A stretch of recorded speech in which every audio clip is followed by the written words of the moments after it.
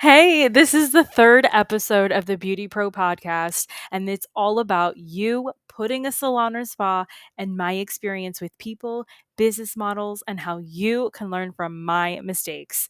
We're talking about commission percentages and the trend I see in the industry that gives so much more freedom to you as an owner and your team. We all want to grow, so let's get to it.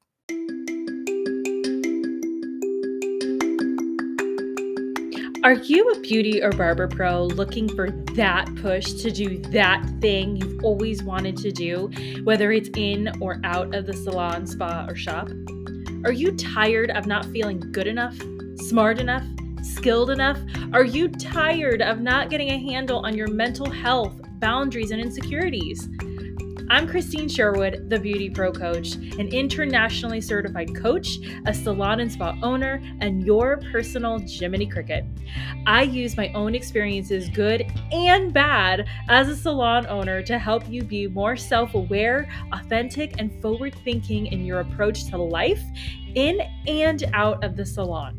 It's time to reach your version of success with the BeautyPro Coach podcast. So you want to open your dream salon or spa? Girl, honey, boy, do it. By all means. We are each given desires, hopes, and dreams that are specific to each of us. Not one of the desires, hopes, or dreams will be the same, even if we have the similar idea, similar dream, similar goal. Your vision is completely different from mine, and vice versa. And that's okay. That's what's so great about the beauty industry, about capitalism in general. And that's what makes us and being an entrepreneur so amazing. We can have the same business, quote unquote, and it can be completely different because you and I are completely different and our clients are completely different. And we all have different views of how things should be. So, as a salon and spa owner myself, I have quite a few failures, believe it or not, and quite a few successes. And, they are my horror stories and my most amazing learning lessons that I count as successes. So, like I've said in previous episodes, owning a business is the ultimate form of personal development. And if you're ready for that level of personal growth and responsibility, do it. Open up your dream salon, your dream spa, your dream barbershop.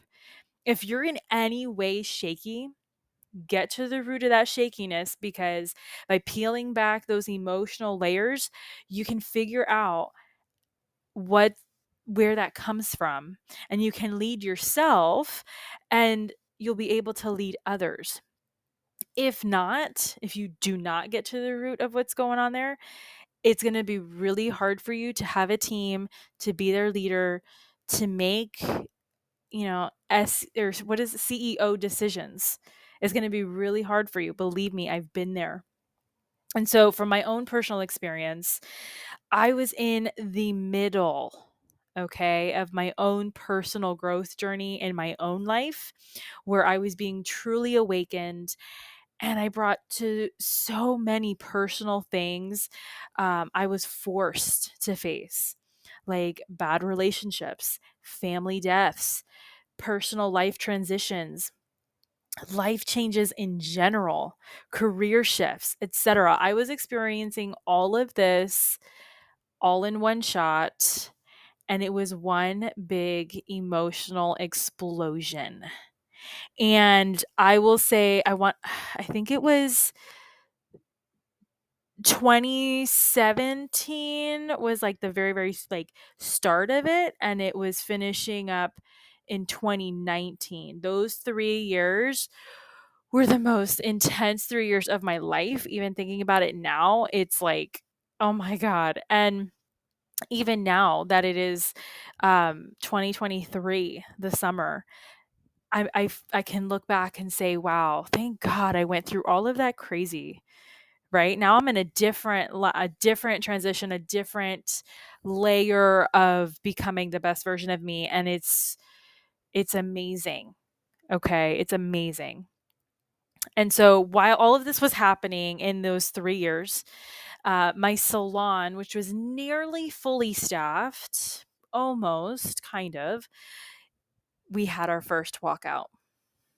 And at this point, I feel like if you are a true salon owner with employees, with a team, doing payroll, I feel like it's just part of the initiation process of being an entrepreneur.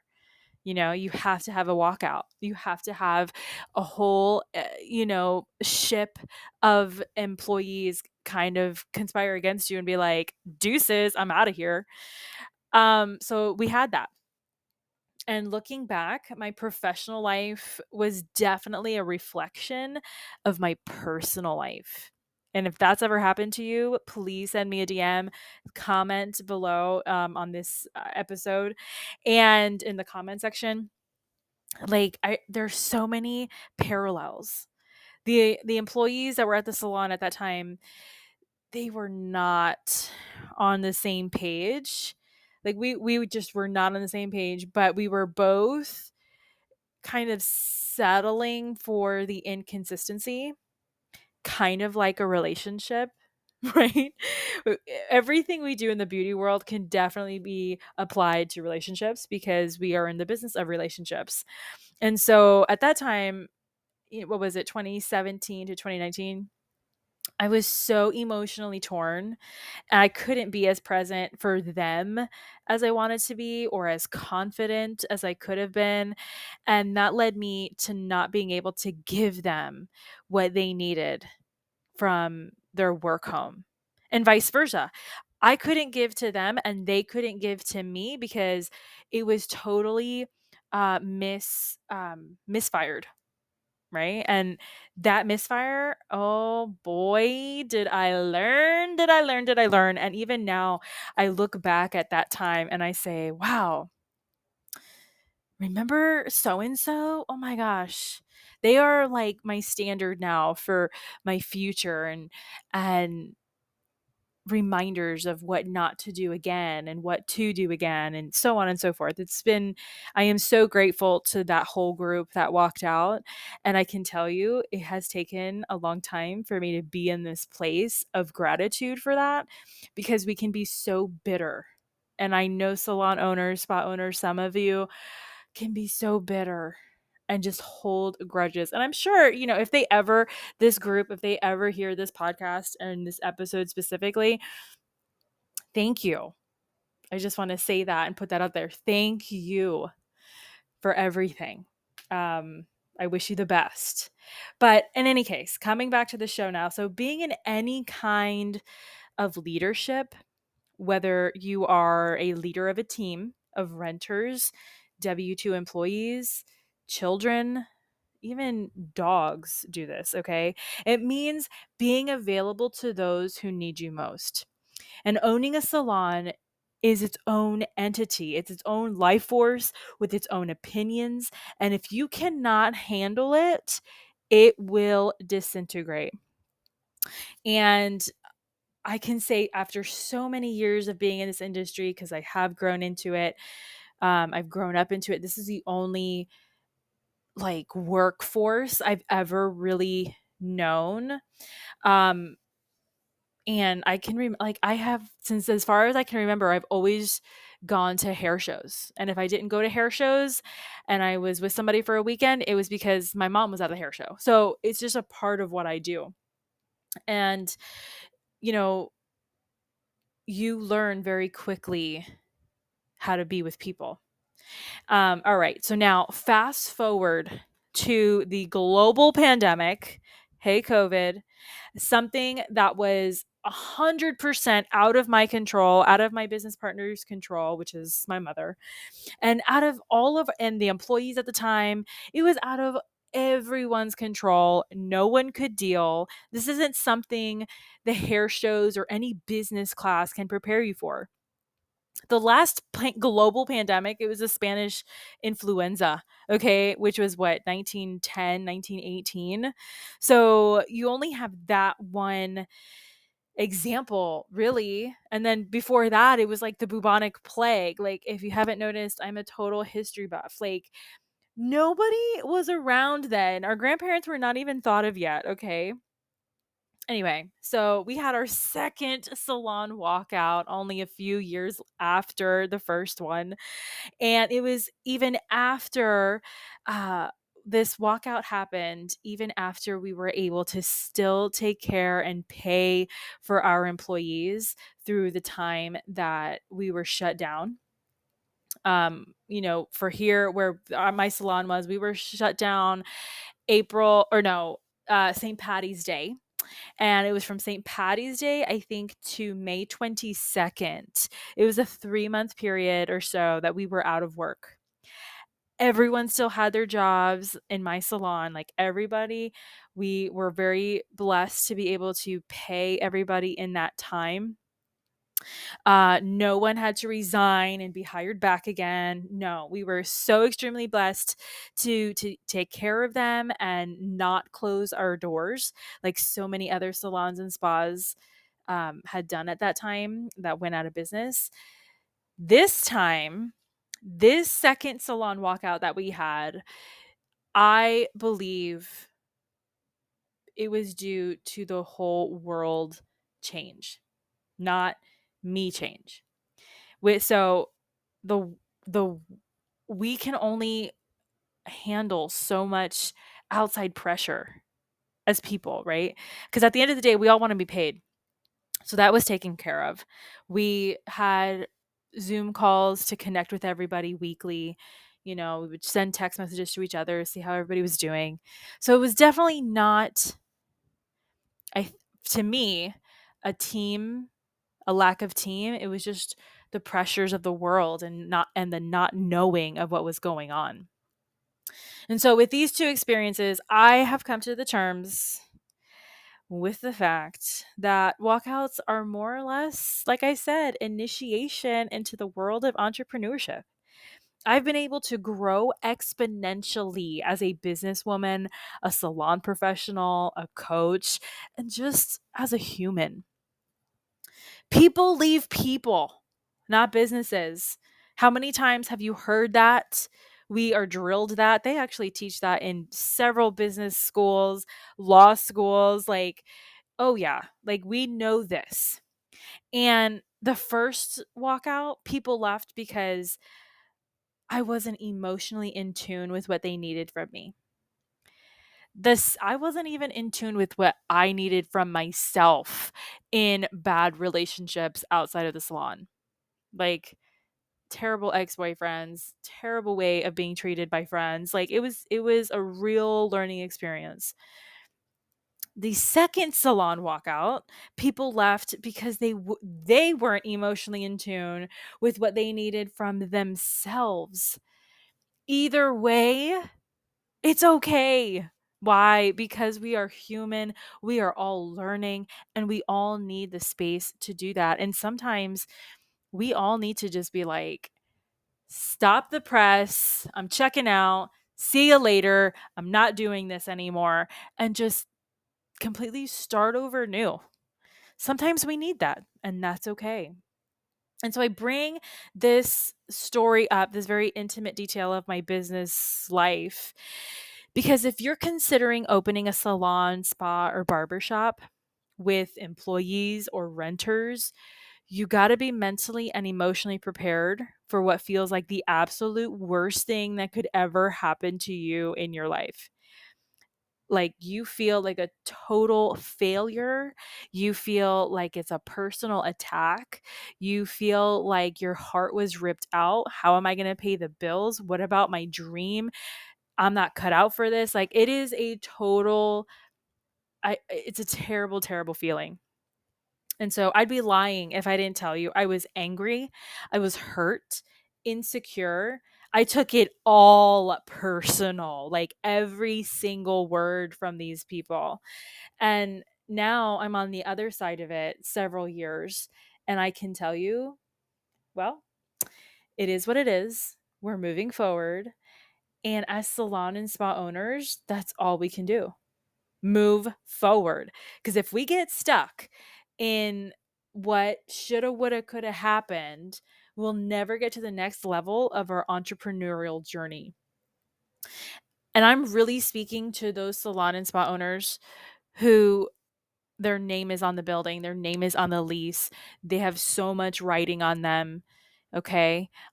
The employees or the renters to you, that if maybe you have walked out on a salon or spa, I you have your reasons. We all have our reasons for doing things, but it's a lot of pressure that happens. And whether you were right or you were wrong, we are all part of this human experience, and we're all at different parts of our journeys. And so, yeah, you didn't expect that in this episode, did you? You're probably thinking, how can she be talking about this? I'd be so embarrassed. Honey, I so am. Okay.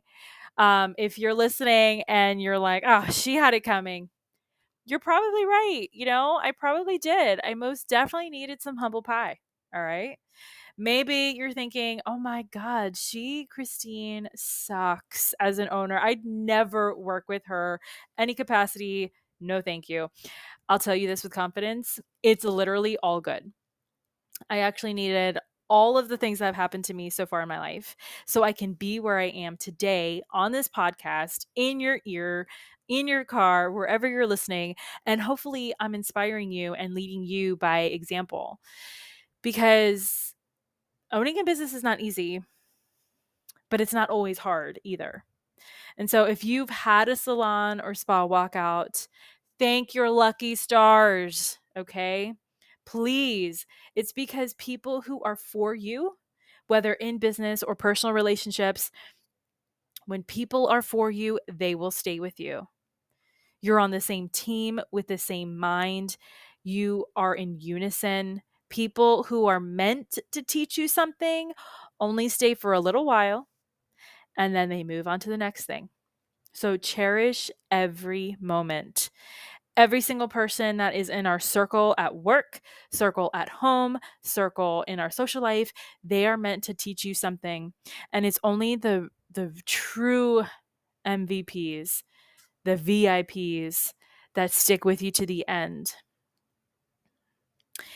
If you've never had a walkout before in any capacity, if you've never been dumped, okay, thank your lucky stars and pray it doesn't happen to you. You're blessed to not be as dense as I was, that I needed to learn these valuable life and business lessons. We go through embarrassing, hard times to learn priceless lessons to be the best versions of ourselves. Knowledge is expensive. If it wasn't for those former team members and employees, I wouldn't have become the internationally certified life coach that I am today, a prudent strategic businesswoman that I am today.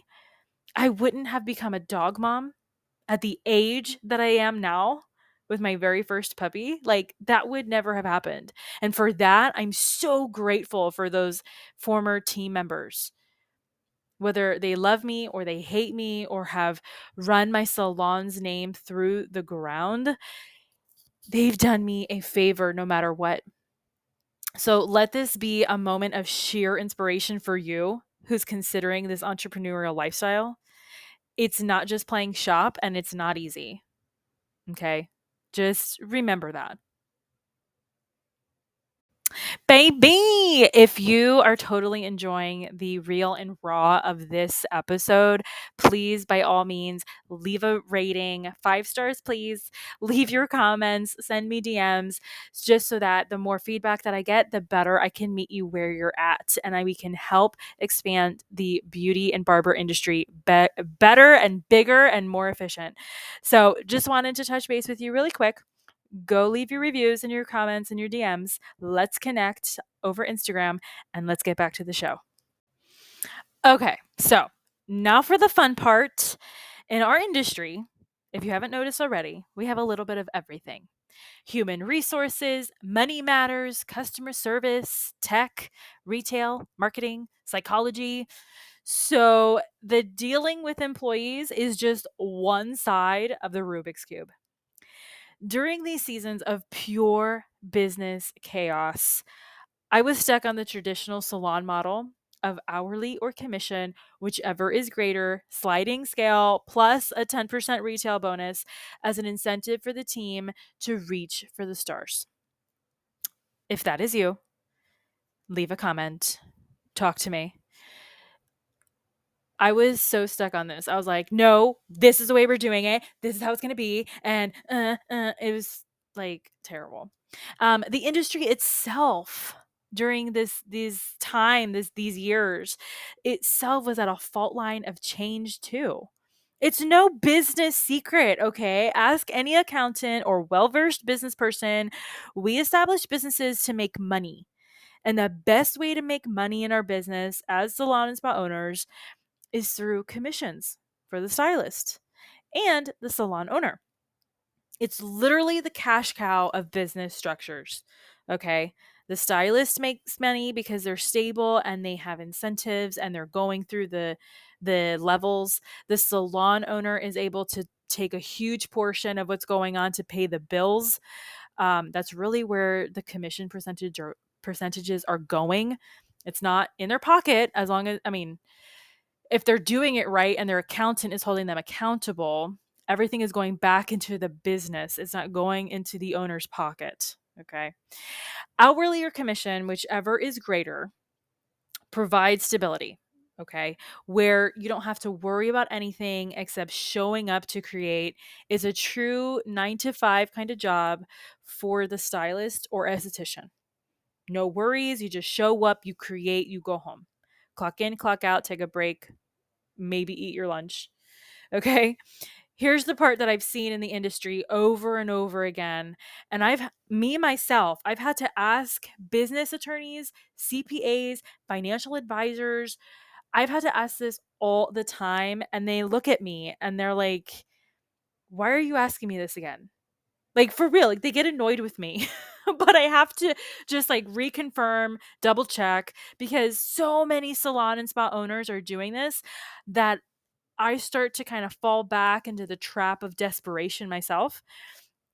And so much of our industry, it relies on, well, what worked for you? Well, this is what's happening with me, and like all up in the Facebook groups. Okay. I've seen it. I've fallen in it myself. So no shame. All right. So here's what it is. So salon and spa owners offer their W-2 employees 50 to 65%, sometimes even 70% commission. Let's look at this like a pizza. Okay, I love pizza. If you're giving half of your pizza to someone else, so that's 50%, you are not having any left over. There's no profit. Not for you who bought the pizza and not for them who is getting half of your pizza. Now, all right, so you got that, right? Okay. So now you split the bill. So now you're business partners. You're equal.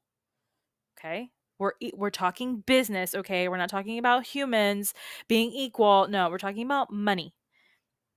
So now you're business partners. There's no profit for anyone. And if this is what you want, from my understanding from these business attorneys, CPAs, I love my accountant, by the way, financial advisors, you can legally file for a legal business partnership, because now you both are owners of the same business. So if you are business partners, you're co-owners, so then you both get to share in paying the bills. And you both share whatever profits the business makes as its own entity.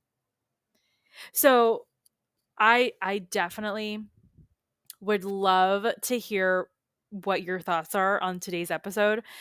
I will let you know that everything I'm talking about today is from my own personal experience, from coaches, from, like I said, attorneys, CPAs, advisors, all of that. And if you're listening and you want to correct me in any way, please feel free, send me an email. which will be given to you at the end of this episode.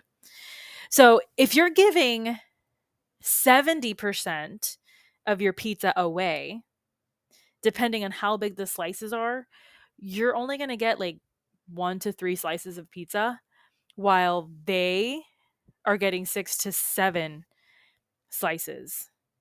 So the people you're with eat the whole entire pizza and you get one slice. So 1 to 3 slices, you get my point. So you just bought them an entire pizza and you are still hungry. That's not that's buying friends. That's buying people to hang out who will leave once you stop buying their attention. So now you're really not making any profit. You're just working for them now. I had about 3 different financial advisors and CPAs tell me, if you want to make a profit with a commission sliding scale, your commissions cannot be any higher than 42% commission. And if you think about it, people who are shareholders control the companies if they hold the most shares. So, have you ever heard of those like, well, I own 51% of the shares, so I get the majority vote, right? Have you ever heard that in the movies and stuff? This is what they're talking about, okay? If you're a stylist listening and you work for a salon like this, I can almost guarantee, but I'm not going to assume because I am not a money financial person. I am a internationally certified coach,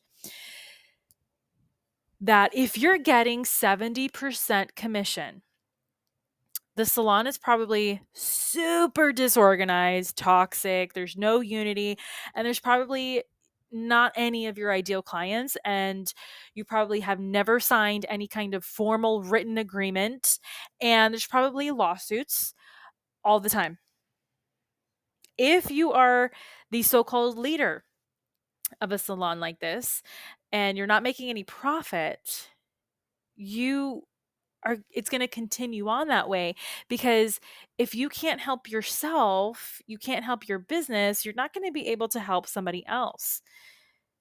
All right?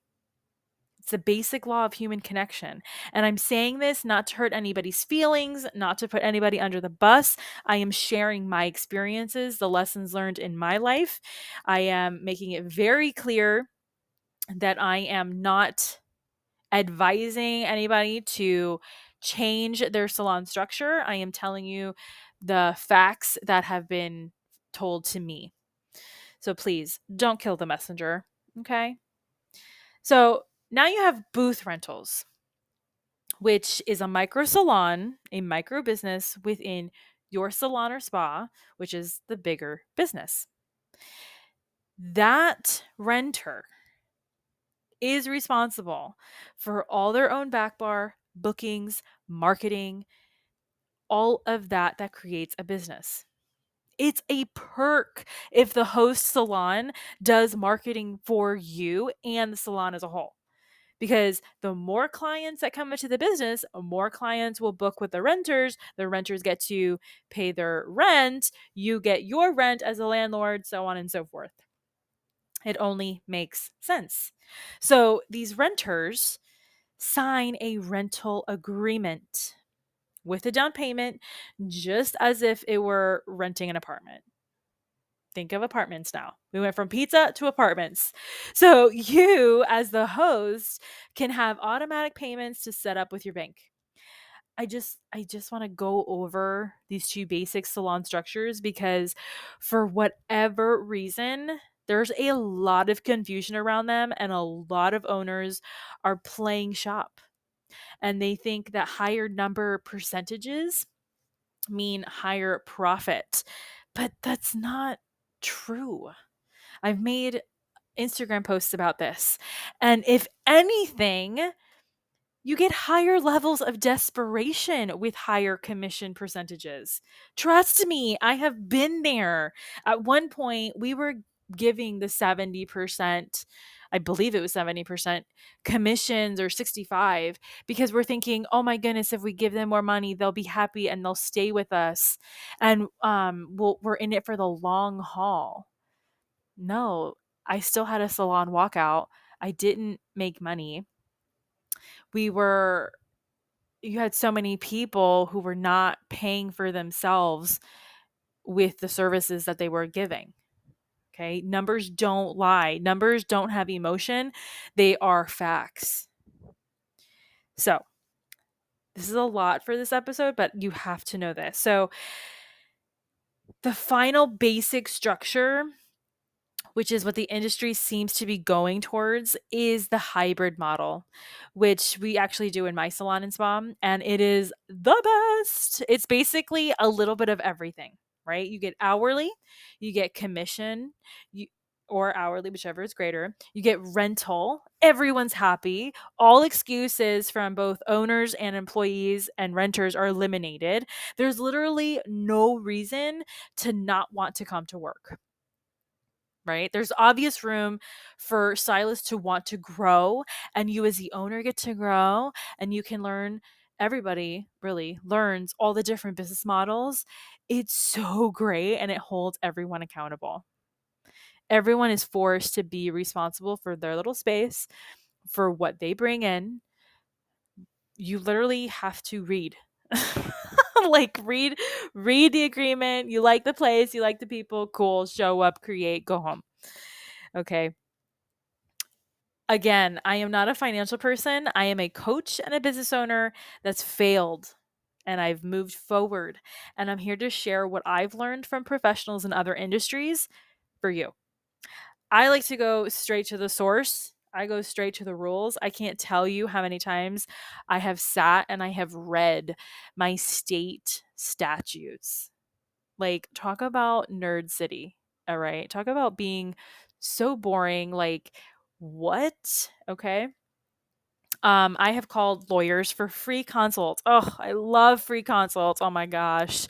Money, free money, free consult with an accountant. Like, accountants. Oh my gosh, free consults with accountants. Like, time equals money, and no one's got time to waste either one. You know what I mean? Of course you do. Of course you know, otherwise you wouldn't be listening to this episode. So, knowledge is expensive, experience is hard. If you get anything out of today's episode, it's right there. Of course, there's other business models, okay? I've heard of so many different ways, especially in the spa side of our industry. Like, estheticians really get creative with how they incentivize. But I want to just talk about, hourly. Hourly is great for the salon or spa owner because they know exactly what's coming out of their business, and they can keep track more of their budgeting. All right. It's just straight. Okay. Um, that's, I mean, I think that's great, but at the same time, I get bored easy. So that's just me. The other one that is becoming very popular, which I am loving learning about, and hopefully we'll be doing it very soon in my salon and spa, is the hourly rate, which is very similar to how lawyers charge for their services, which I'm all for. And you really get to learn business when you do it that way. You really get to learn your numbers, your expenses, your profit, how much it costs for one pump of shampoo in the back bar. Okay? It is incredible. And the problem hits when people don't use written contracts. So whether you're doing hourly rate, renting, commissions, whatever it is, this is the problem. There's nothing written in black and white. We all get a little too greedy. We get a little too creative with the structures because we don't want to be bothered with knowing the math. Don't let that happen to you. Take the time, learn the math, grow, get a contract written up. And I'm not talking a sentence like, okay, today is your first day, and you pay the rent every first of the month, and we'll talk again when it doesn't work. No, I'm talking about get a really good rental contract, a commission structure contract, employee agreement, which check out this episode's show notes because I'm going to be providing some helpful resources for you. Know your math by building a relationship with your accountant. A good accountant is not going to make you feel dumb for asking the humbling questions. So what you didn't go to college? So what you have a GED? So what you're learning as you go? There's literally no excuse for you to not make a profit. And as a business owner, as an entrepreneur, that's our end goal for having any kind of business. Profit. Don't give up. Do not give up, babes. I'm not telling you this info in this episode to scare you or brag about my crazy experiences. I'm telling you this as a simple as possible in this episode so you know the basics. I wish someone had told me all of this that I'm telling you as straight up as I'm telling you now. Like, I spent years and thousands of dollars to know this information. And I had a coach who was an accountant who never told me this. It was like pulling teeth. And that's like another story for another day that'll probably never happen. But, the industry can change the format however many times it wants, but the foundation is the foundation. And that can never change. Simple math is simple math, for real, for real. So, I want to hear from you. I know today's episode was like mind explosion, I'm sure. And I want to know if today's episode cleared up some questions for you. If you need more information, if you are a little shaky on some things, if you're offended, if you're encouraged, if you're a money coach listening, I want to hear from you so you can set me straight and correct me from making any more stupid decisions. Passing on too much dumb information. The more we connect and lovingly, which is key, we get to help each other.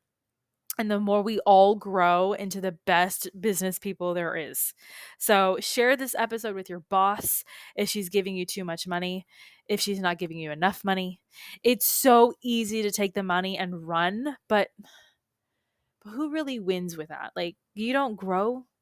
That is so short term. It's not even funny. So no one wins.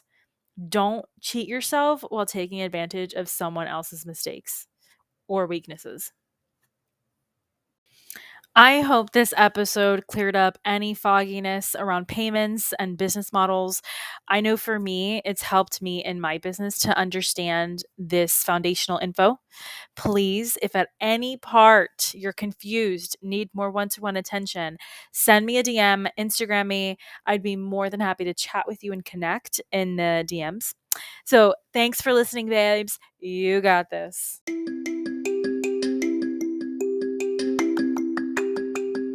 If you loved this episode, subscribe to the BeautyPro podcast on Spotify and Apple Podcasts so you never miss an episode. Don't forget to leave your reviews, stars, feedback so I can continue bringing the content you deserve and want most. Your feedback fuels this podcast. The more you give, the more you get back. You can follow me at The BeautyPro Coach on Instagram and Facebook. Want to contact me directly? Email me at befree@goldentruthcoaching.com.